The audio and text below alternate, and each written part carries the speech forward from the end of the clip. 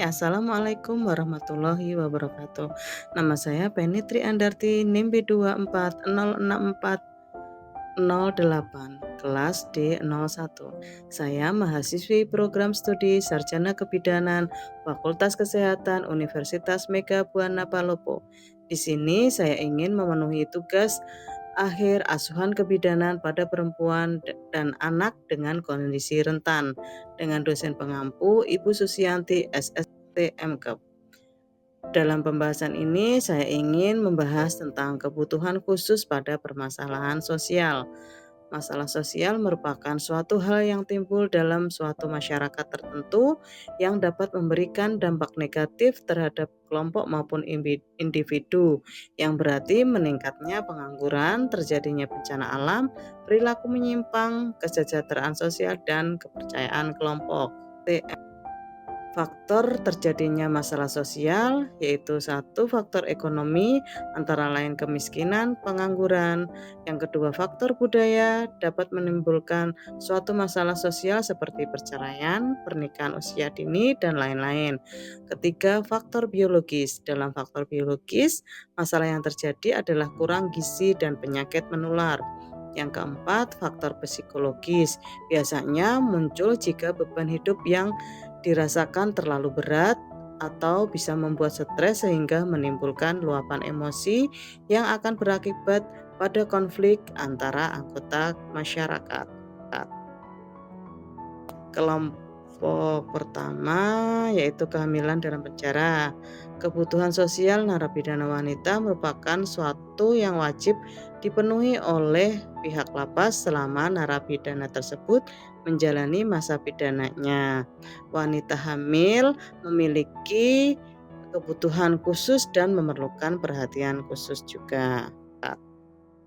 Hak-hak narapidana wanita hamil dalam lapas yaitu melakukan ibadah sesuai dengan agama dan kepercayaan, mendapatkan pendidikan dan pengajaran, mendapat pelayanan kesehatan dan makanan yang layak, menyampaikan keluhan, mendapatkan bahan bacaan dan mengikuti siaran media massa, mendapatkan upah dan premi atas pekerjaan yang dilakukan, menerima kunjungan baik dari keluarga, penasihat hukum, atau orang tertentu, mendapatkan pengurangan masa pidana, mendapatkan pembebasan bersyarat, mendapat cuti menjelang bebas, dan mendapatkan hak-hak sesuai dengan peraturan perundang-undangan. Hak wanita hamil dalam bidang kesehatan baik fisik maupun mental yaitu bebas dari penyakit, bebas dari kematian saat melahirkan, mendapatkan pelayanan dan perhatian medis, perkembangan kesehatan sejak anak-anak. Single parent adalah keluarga yang terdiri dari orang tua tunggal baik ayah maupun ibu sebagai akibat dari perceraian, kematian, dan ditelantarkan atau ditinggalkan suami tanpa cerai, dan kehamilan di luar nikah. Manajemen wanita single parent dalam membentuk anak yang berkualitas: 1. Mengganti figur orang tua yang hilang. 2. Menggunakan waktu yang efektif dan persepsi positif terhadap anak. Dampak single parent ada negatif dan positif. Negatif bisa mengakibatkan perubahan tingkah laku, perempuan merasa terkucil, psikologis anak terganggu. Sedangkan dampak positif, anak terhindar dari komunikasi yang kontradiktif dari orang tua, di mana ibu berperan penuh dalam pengambilan keputusan. Anak lebih mandiri dan berkepribadian kuat karena terbiasa tidak selalu didampingi.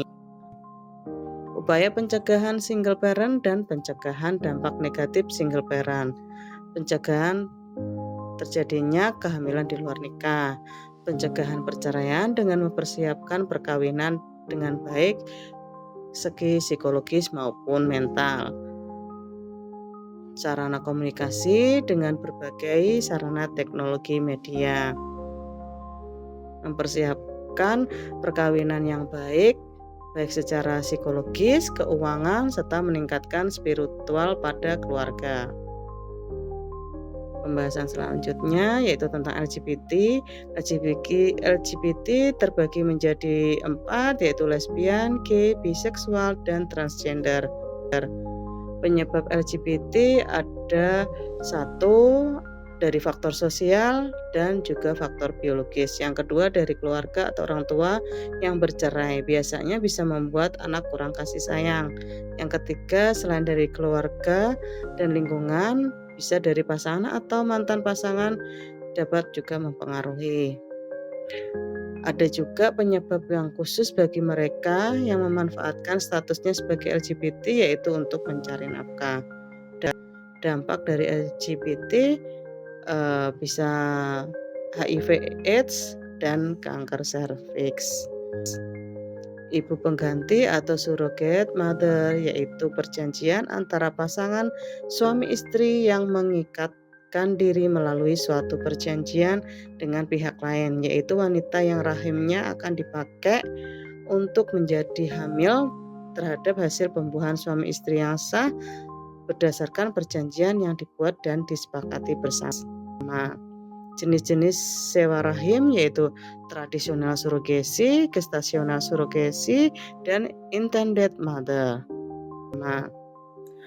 Pekerja seks komersial. Pekerja seks komersial atau PSK adalah bentuk penyimpangan seksual dengan pola-pola organisasi impuls atau dorongan seks yang tidak wajar, yang tidak terintegrasi dalam bentuk orang, disertai eksploitasi dan komersialisasi seks yang personal tanpa afeksi sifat.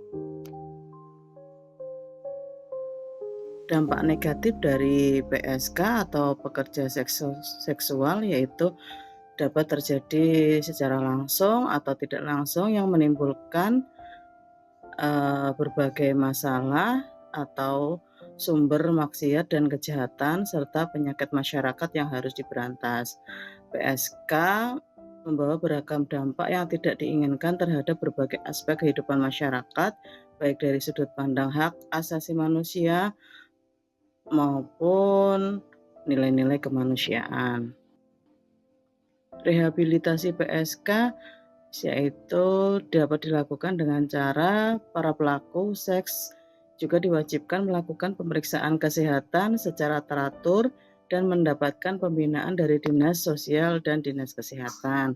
Yang kedua, rehabilitasi tersebut berbasis panti atau residence, di mana para peserta diwajibkan tinggal di suatu asrama sekitar 3-6 bulan untuk mendapatkan pembinaan baik mental, sosial, fisik, dan keterampilan kerja.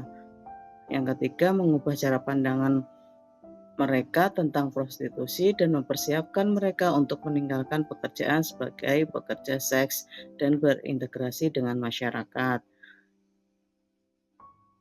Hasil penampilan dalam proses rehabilitasi diharapkan dapat didayagunakan sebagai sumber penghasilan menjalani hidup. Demikianlah yang bisa saya sampaikan. Semoga bermanfaat untuk kita semua. Terima kasih. Wassalamualaikum warahmatullahi wabarakatuh.